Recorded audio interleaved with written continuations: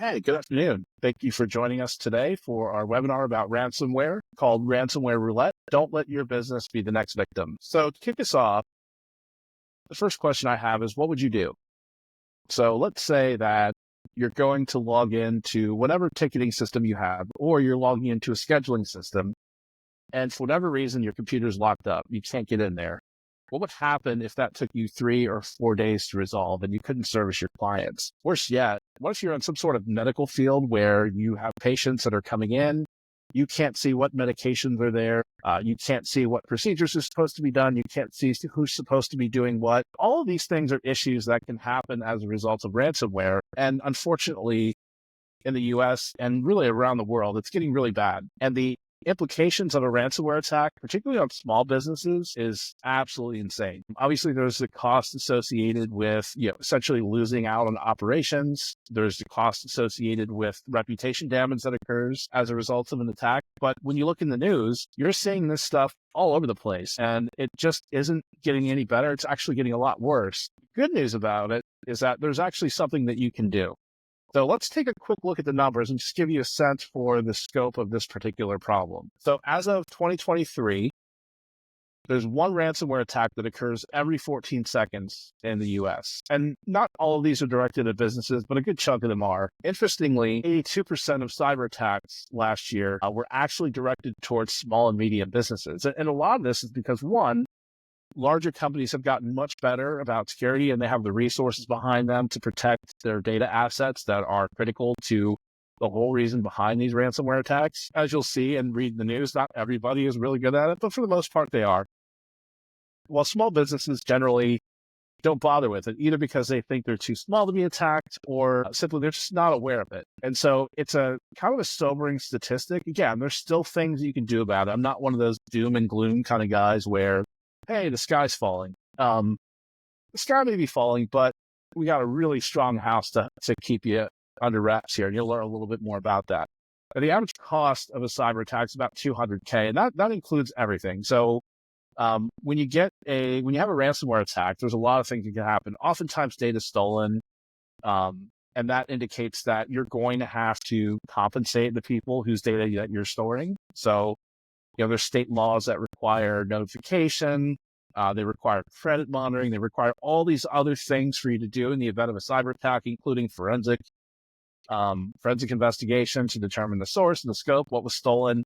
And so all these costs kind of total up. Now, that doesn't include things like customer attrition as a result of reputation damage, but the direct cost alone is about $200K on average for a small business. Again, is that something that your business can absorb? Well, most cannot. And as a consequence, about 60% of small businesses that are attacked after ransomware, they don't survive. And it's because of all these things that happen. Interestingly, and this is true probably across all cyber attacks at this point, but most of them come as a result of social engineering.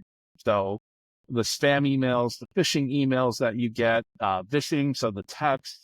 You're also getting a lot of stuff on social media. Every once in a while, you get one of those messages saying that you violated the terms of service and your account's going to be permanently deleted if you don't click this link and provide me your information right away. You see that a lot on Facebook, happens a little bit less on Twitter, but it's kind of one of those things where as business owners and people, we kind of spread out and start using social media more and more. They're just becoming a greater threat vector. And these are things that our cyber criminals are going to take advantage of. There's a lot to talk about here. It is a very pressing problem for small businesses and all businesses really. But we're going to talk a little bit more today about why that is and what you can do about it. So after that cheery introduction, let me just tell you a little bit about me. So I've been in the cybercrime and fraud space for a little over 20 years, started as a fraud investigator. The first time I really got interested in cyber was when I found this entire fraud network because they were all actually, this is kind of back in the day when people still have their own email servers. They were all using the same email server, which resolved to the same IP address. And I was able to connect them and actually uncovered almost a $2 million fraud ring that was creating all these fake businesses and using them to essentially steal from other businesses, right? So that's really what got me interested in it. Over the years, I got much more on the technical side. I've worked as, kind of a security analyst and a researcher. I've had positions as a technology leader, supporting companies in critical infrastructure. And for the last 8-ish years or so, specifically focused around the government.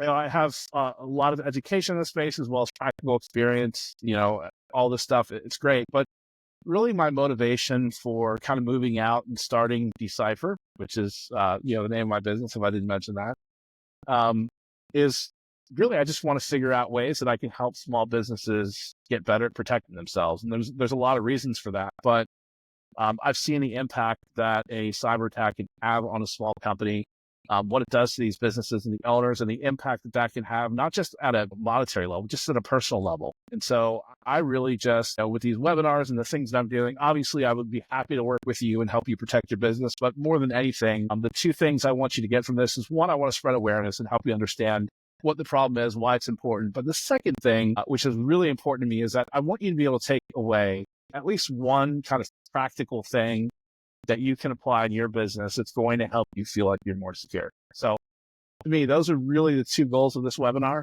And every webinar that we do is going to be, one, to spread awareness, and two, to provide something of value that you can apply in your business same day, right? Same thing as all the other webinars that I'm doing, that this will be kind of the goal, right? So let's move into the agenda. Again, three simple topics. What is ransomware? Why is it becoming such a big problem? And what can you do about it in your business today? So what is ransomware is a pretty straightforward question. I think probably, unless you've been living under a rock, you've heard of ransomware and you've seen the news about a ransomware attack and the latest thing that it's done. But a lot of people don't necessarily understand how ransomware works. And so when you look at it, there's 5 steps in a ransomware attack generally. And these will differ depending on the type of attack, the threat vector that's used. But at a high level, the first goal is to gain access. And so in most cases, as we talked about, gaining access to a target's computer is generally done through some sort of social engineering. It could be social media, could be phishing emails, or smishing, which is the text version of phishing. There's any number of threat vectors, but almost all of them at this point start with attacking the users and not necessarily the technology, which is what makes a lot of these things successful, because it's a lot easier to put technical controls in place than it is to make sure all users are doing everything right 100% of the time. Like, you have to always be right. Bad guys only have to get it right once. So the next step is, once it gets access to a host, typically through, again, a user, it installs some sort of malware. Typically, they would take advantage of some sort of security vulnerability, and it's designed to either block or encrypt, or block access to a device, or encrypt the files that a user has. Once it infects one system, then it moves really quickly, and it's looking across the network to identify a lot of things. And they've advanced over the years, but many ransomware, particularly the crypto ransomware, will look and try to identify spaces where you may have backup data, because if they encrypt your data and tell you can't have access to it, and then you have a backup, that doesn't really serve them well, right? So they're looking for ways to spread to other devices, but also in many cases, they're actually looking for how can I get access to your backup and encrypt that, so you can't just restore it as easily. Once that happens, typically you're going to get some sort of on-screen alert. You got a couple kind of basic examples of what those might look like that says, hey, pay me lots of money and your computer will work again, and we'll give you your data back. And then in theory, once the ransom is paid, the user's device, they make it available to you again. Isn't that nice of them? And really, in many cases, they don't. So you may pay the ransom and find that your computer is just bricked, right? So just because you pay the ransom doesn't mean that these cyber criminals are going to do what they say they're going to do. But at a high level, this is kind of what that process looks like. And so the two main types, and there's probably some subtypes and some other ways you can bucket it, but the two ways that I think about is, one is locker. And so locker is a little simpler. It doesn't really use encryption. All it does is block access to your computer. Fortunately, you can use your keyboard and mouse usually, or some sort of input device, so that you can pay them, because obviously if you can't pay them, this isn't very good for them. It generally doesn't destroy your data. It doesn't really encrypt your data. It just blocks your access to it. And usually for these, sometimes the fees for this are a little bit lower, but generally this is kind of one type of ransomware that you'll see. The other type is crypto ransomware. Crypto ransomware, it doesn't necessarily block your device, but what it will do is it will encrypt your data. At a high level, encryption, if you're not aware, I think most people are, but I would just say that encryption is essentially coding it to a specific key. And in this case, they'll say that, hey, your data is unavailable. And quite frankly, if you don't have any backups or storage, like it could be unrecoverable. So even if you pay, again, they may not send you the code. But the other thing that often happens with this type of ransomware is usually they're stealing your data. Because if you have something worth encrypting, you have something worth them taking and then reselling on the dark web or other places where these guys kind of hang out. So those are the two primary types. This, again, locker just locks your computer, doesn't damage or encrypt your data, and then crypto, which is really focused around encrypting the data and trying to make your data unavailable to you. So next, let's talk a little bit about why this is becoming such a big problem, particularly for small businesses. And to understand that, you have to understand a few things about kind of how the cyber world has progressed over the last several years. So the first is that the attacks are getting increasingly complex. And so one thing to know about cyber criminals is they tend to be early adopters of technology. They've been using AI for things. There's a lot of different things they've done to make their attacks more successful, particularly as our defenses have gotten more sophisticated. So you have things like where they actually can really quickly create new code, even for like the same malware. They'll change it enough where your antivirus won't recognize it as malware, but it will still function often the same time. And because they can use AI and other tools, they can actually generate these types of exploits really quickly. The other thing that they can do is oftentimes when you get something that's installed in your system, they're actually seeing how your computer is going about attacking. So they'll look and analyze those things, and it allows them to basically take that information, they'll collect it, and then modify how these particular different types of malware work. And that makes it so that, essentially, even if you have countermeasures and things like that, it can essentially change how it works so that you won't still be able to see it once it gets installed. It's also like, when you look at this, it's the exploit development and the adaptation learning are somewhat similar. So in some cases, you might have a piece of malware that can go in, scan your device, look for vulnerabilities that are there. It may not have anything specific, but it may find one, and then actually create an exploit that can initiate the attack sequence. So they're getting pretty far advanced. And then you get into the Gen AI adaptation and learning, where a malware can really dynamically adjust how it looks. And so that you have a polymorphic and metamorphic malware, which can essentially either change their code enough where their hash value doesn't match what the antivirus has for that particular piece of malware. And in some cases, it just rewrites itself completely so that it's completely different code. So they're getting really adept, and this is making it, this plus the ability to scale this is what's kind of increasing the attacks, the potential attack victims for these guys. And so that's what is, quite frankly, making smaller businesses much easier targets, because it's a lot less work for these guys to go out and launch a malware attack en masse.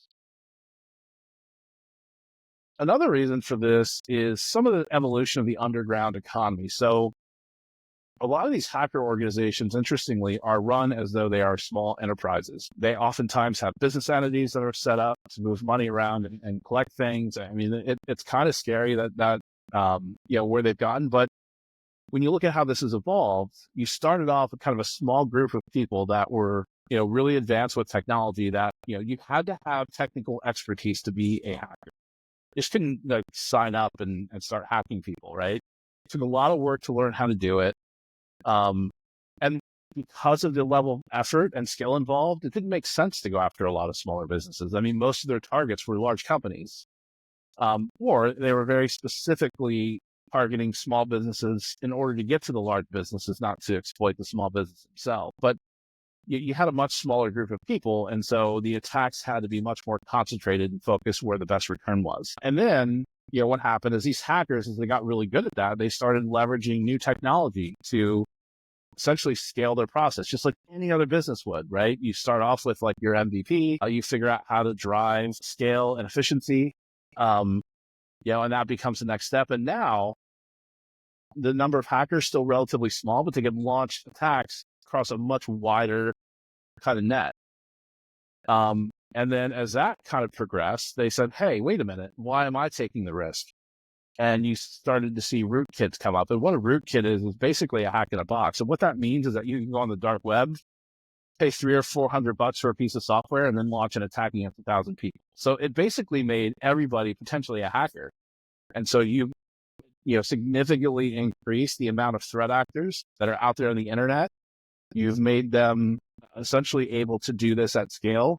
And so that's kind of why we find ourselves in this space. And again, just like any other organization, these hackers continue to evolve. The third big reason here is because we have a much larger attack surface. And this happened really before COVID, but COVID certainly accelerated this, right? So you had an increase in remote work and COVID. A lot of that is hung on. That was starting a lot of times before people were understanding the efficiency of having a global workforce. It made labor cheaper, significantly expanded their labor pool. And so there's a lot of benefits to that. But what that did was now, instead of everybody kind of coming into this closed off office, you had people on laptops and mobile devices that were working anywhere. And so that significantly expanded the amount of devices that people could use to attack businesses. The next thing was the use of cloud infrastructure. So again, this similarly where maybe 20 or 25 or 30 years ago, maybe at this point, you had software that businesses developed or purchased. They existed mostly inside of their network. They were secure. Now we're in a place where just about everything is an app, right? So you're not usually downloading software. I mean, you still have some of that, but in a lot of cases, you're using AWS or GCP, or you're using applications that sit on those cloud platforms. And so now, in addition to kind of the companies themselves, you have all these apps that you guys are using to support your business. Again, they're just vectors and ways that different threat actors can exploit and steal your data. The final thing is the adoption of IoT devices. And IoT, like your phone, yes, that is IoT, but really what we're talking about are things that provide telemetry, things like security camera, measurement devices. In manufacturing, you have all these essentially sensors and other things that sit out there. And that significantly expanded the way attackers could get inside of a network. So the remote work was one, right? You added some laptops, but now you're talking about watches, devices, sensors, telemetry, all these other things that exist out there are now not only potential entry points, but can also be used in other types of attacks. Like when you see like a DDoS attack or a distributed denial of service attack, which essentially is just flooding some application or website with so much traffic that it can't operate. A lot of times those things are being sent from cameras or IoT devices. And oftentimes the people that own or manage those devices aren't even aware of it. The software is there. It's not always active. It will be called into service when it's needed, but you have now billions and billions of devices. We have the new IPv6 protocol that supports a significant expansion of the number of potential endpoints on the internet. And that creates all these additional kind of attack surfaces that people can go through. And so all of these things combined create this environment where, attacks weren't just focused on these larger businesses because you could scale it. There's so many more attack vectors and it's just a lot easier to do. And that is kind of where we find ourselves in this way. A lot of times, and I know I use the word kind of target, I tend to shy away from that when I'm talking to people, mostly because I don't think that most of these attacks, particularly ones in small businesses, are targeted. I mean, there are some, I think generally it's more or less just, hey, I got, 5 million email addresses. I'm going to send it out to everybody and see what happens, right? It's not targeting. And that's almost scarier than actually being targeted.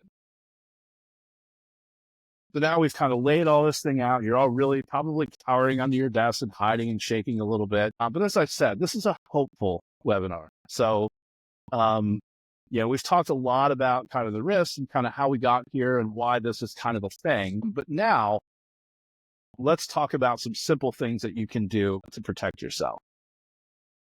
All right. The first thing, and quite frankly, the easiest one, is to create a plan. There's all this stuff around business continuity and disaster recovery. They are different. So business continuity is really focused on, if something happens, how do I keep my business running at an acceptable level where I can keep the trains on the track, keep things rolling, make sure my clients are being serviced, make sure all of my critical functions can be carried out. Like that is business continuity planning. Disaster recovery means that after something happens, how do I get myself back to full strength, right? So as a small business, this can be relatively a simple exercise that you go through. And it really starts with, all right, listing out essentially the critical applications that you rely on to run your business. What are those things? You might have 2, you might have 10. My guess is you probably don't have more than that, but you may. But the idea is, all right, think about this sentence. If this application stopped working, that would impact my business how? And you prioritize them. And so the ones that have, high impact, those are ones you want to make sure you have a continuity plan. That may be where, hey, you have a backup of your scheduling system pushed to Google Cloud, so that if something happens to the scheduling system you're using, or if something gets blocked out, you know who you have to see that day, right? It could be something that simple. Disaster recovery is about really, and I think in most cases, particularly as it relates to ransomware, a lot of that is about making sure that you have backups of your data, because that's going to be the hard thing to replace. You can replace a device. You can reinstall software. You can do all those other things, but oftentimes the data that you have is probably the most valuable thing in your business, and that's a lot harder to replace. And so thinking about, like, if you have data, where do you store it? How do you store it? Do you have something air gapped? Do you dump it to maybe even just another cloud service provider? Maybe you keep something in Dropbox, right? Think about where you can store that data in a way that is not necessarily connected to your main network, but is accessible in the event that you have to recover. So it's important to kind of do that. And so the high level, again, identify the applications that are critical, create the continuity plan. So for those 3 applications that I cannot run my business without, think about that 3, 4, 5 days it might take you to get things back on track. What am I going to do? And then after I get things moving and we've mitigated the attack, we've done all the things that we have to do, how do I get back to where I was, right? So think about those things. Once you complete this plan, and this is actually the part where a lot of people miss, is that you have to test it, right? So you just say, hey, this application looks pretty cool. It'll work. And then not actually make sure it works the way you need it to. Because even if you have to learn something new, or your team has to learn something new, that in and of itself can create problems, right? So you want to make sure that if you have this continuity plan, that it works. So test it, have something set up so that if you need to add people to something, they know how to use it. And it's pretty good to do that. And then the other part of it is also make sure that as your business changes, you update this, right? So if you're bringing on a new application, make sure that you incorporate that as part of your continuity plan. For most small businesses, you don't really need help with this. This is something relatively simple you can do just by putting pen to paper and really thinking critically about your processes and what's important for your business to keep moving. So the next thing is to create a culture of awareness. And what that means is, so as I mentioned, like 70%, it's higher. It depends on which study you look at. I mean, they're all over the place, but they're all high. Because the fact of the matter is, our people are the biggest weakness that we have. And it's not that, they're not paying attention. It's that they're people and they have a lot of priorities that they're working on. Things move quickly.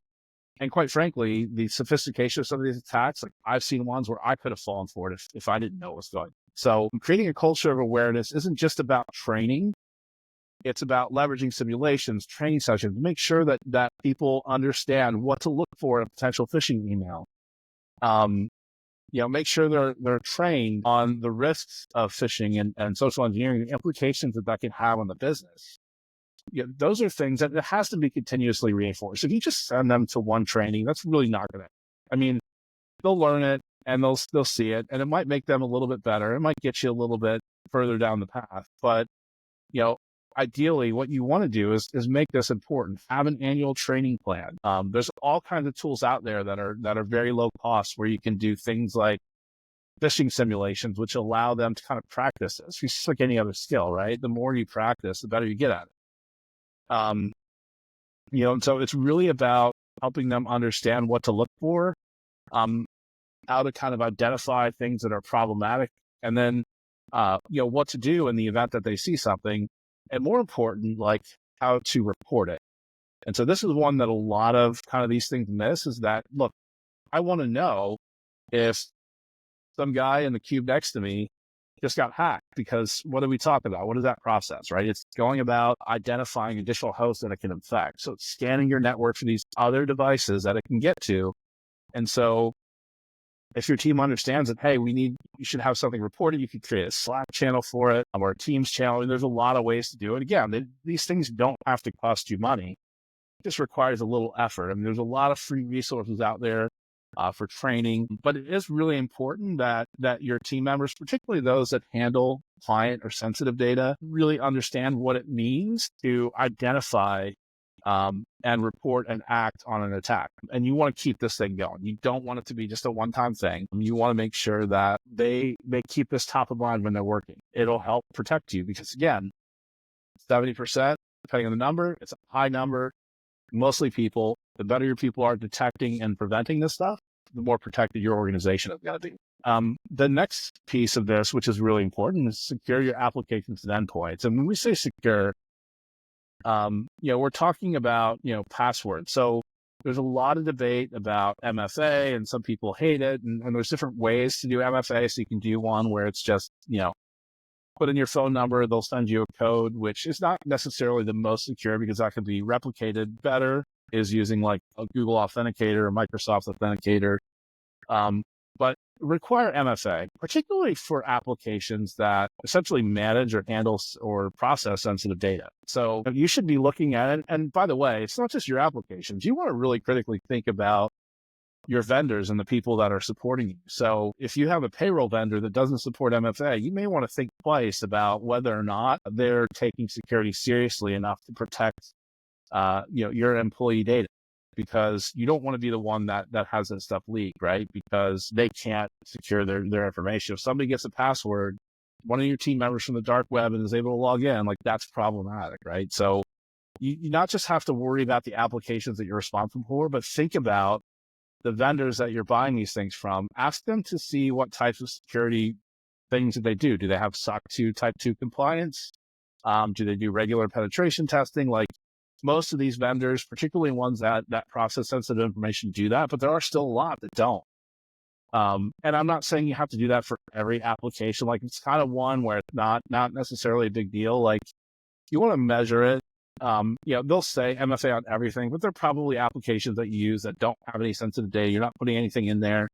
And it can be a little bit extra. So I never tell people to use MFA all the time, but definitely for anything that's going to have what you would consider sensitive data or data that you wouldn't want to be made available publicly.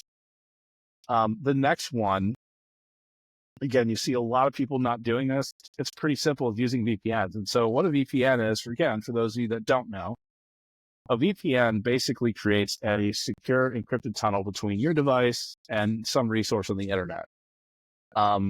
It allows you to protect your data in transit. So encrypting data in transit is a very, very important security principle, but it allows you to make sure that any transactions that you make across a network that is outside of your network, particularly. So if you have, you're working from the coffee shop or anything like that, you don't know what's on the other end of it, right? Between their router and wherever the endpoint is that you're trying to get to. So VPNs protect you from endpoint to endpoint and make sure that whatever it is that you're transmitting, is secure. And if you're working from a coffee shop, great, put a VPN on there. Really simple to do. There's all manner of VPNs out there. They're not super expensive, and it's worth the time to do it. And the next step, antivirus. Again, can be a pain. It does tend to block things sometimes that you don't want, but antivirus, while it's not going to stop everything, it's that 80% solution where the things that are easy to stop, it's just something you should do. Please put antivirus on your machines. Again, there's gaps. It's not going to stop everything, but it's an easy way to get the low-hanging fruit and make sure that your devices stay secure. And then the last one, again, this is not always pertinent, but like when you're thinking about who has access to what, there's no reason to give somebody that is, in the warehouse access to your accounting information. So why do it? Think about really the roles and responsibilities. And oftentimes what you might want to do is create a list of roles in your organization and say, for this role, this is the level of access I want.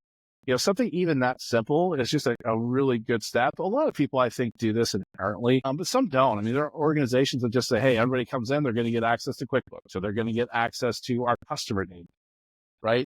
Really think about who needs access to what. And oftentimes it's a really good idea to list your roles out, document it, and say, for this role, this is the level of access they need. But again, very common security principle, not hard to implement, doesn't cost you any money, just requires a little bit of thought and planning. That's it. Okay. And then the last one that I'll talk in depth about is good cyber hygiene.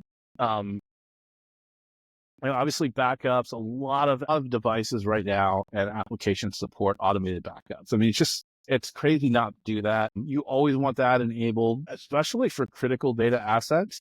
It's just good. I mean, yeah, your marketing presentation, you don't want to start over again, right? Just from an efficiency perspective, you want something that's going to save as you go. I can't tell you how many times I've accidentally shut something down, almost deleted it, and then realized, hey, it was backed up in the cloud.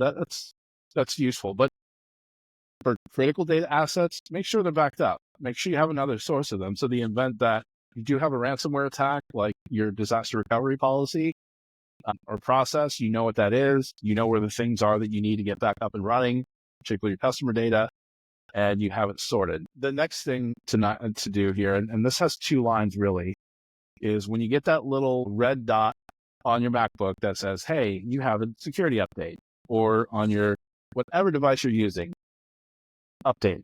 It's, again, a really simple thing. And a lot of times those updates are because some vulnerability was discovered that somebody exploited, and they're telling you that they want you to fix it so that you are not the next victim. A lot of devices have automatic updates. I always enable it. Every device I have is automatically updated. And then sometimes you just want to check to make sure. So there are some things where I just, if you look at our social media, we really publish a lot of what we call kind of threat intelligence or indicators of compromise, so that you can say no when, like, there was recently a Zoom update that was required. It didn't really get a lot of press, but it created a backdoor into your PC that somebody could exploit to get access to your computer and the data that sits on it, right? So there's a lot of sources out there for it. A lot of times your computer will automatically tell you that or will automatically update, but you can look at any of our social sites. We kind of have that type of information. There's a lot of other sources for it. Just kind of pay attention and see what types of security alerts are coming out.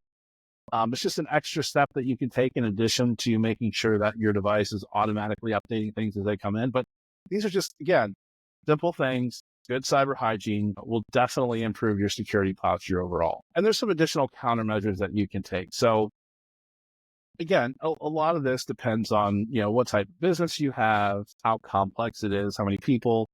But cyber insurance is a very good way to protect your business. So we talked about the cost associated with a breach. Now, it's not going to help the reputation damage, right? So that, unfortunately, if you get hacked and you're an accounting firm or a law firm, that's problematic. People are going to second guess whether they really want to work with you if you're not protecting their sensitive data seriously. But cyber insurance will help you with a lot of the other costs that are out there. It's gotten significantly cheaper in the last several years, but it does require you to do certain things. It depends on the level of risk. To always look at that, just like any other insurance policy, right? Like you get a discount on your car insurance if you have airbags in 8,000 places.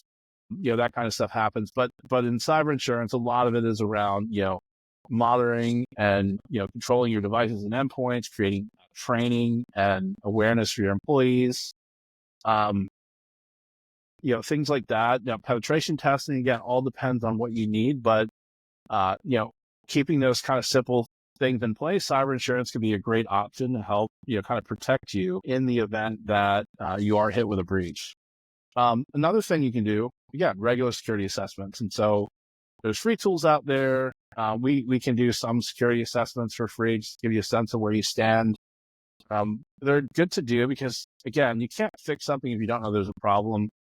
When you look at it, oftentimes, I think the average I saw, even ransomware, a lot of people think that as soon as ransomware gets installed, it automatically executes and you're bricked, right? Now, it's usually not the case. And a lot of times the stuff will sit there for days, weeks, months before it acts because it's collecting other information. And there's a lot of reasons that it does that. But security assessments, vulnerability assessment, things like that can help you stay on top of any potential threats that may be nascent right now, but could potentially turn into something acute later. And those things you can do. And then, obviously engage a security professional. So if you have questions about any of this stuff, we're always happy to help you with that. But it doesn't hurt to spend a little bit of time with a security professional. Think about how you can create your plan, the things that you can do. Again, you'll find that a lot of times, particularly now, there's a lot of providers out there. And this is, again, one of the reasons why I started my practice. We just want to make small businesses secure. Sometimes having a 2 or 3 hour communication to learn a little bit, it might cost you a few $100, but it'll save you a lot of headaches in the long run. So definitely something I'd recommend. Yeah, it's not required for every business. And so the last point that I really want to make, because I think this is really critical, is you have to remember that cybersecurity is a business problem. It's about risk. And so you'll have a lot of it. I've seen these providers out there. You need to go and get MDR and all this stuff, and you're spending, thousands of dollars a month on all these security things. Maybe that makes sense, but at the end of the day, like, you have to balance, what you're doing. Your investment should be commensurate with your risk. And so you should understand what your risk is, and then make sure that the investment that you make in whatever controls you decide makes sense. And again, there's a lot of free resources out there, and it may be that that's really all you need, and that's great, but you don't want to sit there and essentially overspend on things. And that's one of the things that I help clients with sometimes. It's just, hey, what makes sense for my business? And I certainly do that. The other thing you always want to consider is that security is not like, if you really wanted to be 100% secure, block all of your devices on the internet, store all your data in a file, have everything air gapped, and don't interact with anything. Of course, your business is not going to be very scalable that way. It's all about balancing the security needs with the needs of the business. So it's just like any other business problem, is you want to make sure that the juice is worth the squeeze, right? So you don't want to put all these controls in place. It takes people 10 minutes to log in so that they can, essentially respond in the affirmative to the next office Christmas party. You always want to make sure that you're using the right tool for the right job, and that your security should not impede your ability to conduct business per se. It should facilitate it. It should facilitate your ability to conduct business in a scalable way and secure way. And that's kind of really what you want to do. And so a lot of this, like I said, getting the right help to identify the solution that's actually going to be the right solution for your business can be critical. Money well spent. And that's something, again, always happy to help with. But that's kind of the last thing that you always have to consider when you're creating these security problems. So the last thing is, I just want to get to this. We are having another webinar. So I'll be doing these every month, always free. Again, my goal for these is, one, spread awareness, and two, just to hope that you can take something away from this that you can apply in your business today. Really what we want to do. But next, we're going to talk about zero trust and how SMBs can implement it. And so at a high level, zero trust recognizes the changes in how businesses operate, going from these insular systems that can be, kind of effectively locked down, to this place where we're using all these apps and we have all these different devices. And so how do we continue to maintain a strong security posture in that environment? So we will be talking about that next month on the 20th. Feel free to join that. And at this point, we got a few minutes left. Happy to give you some time back. But if you have any questions, happy to take those at this time.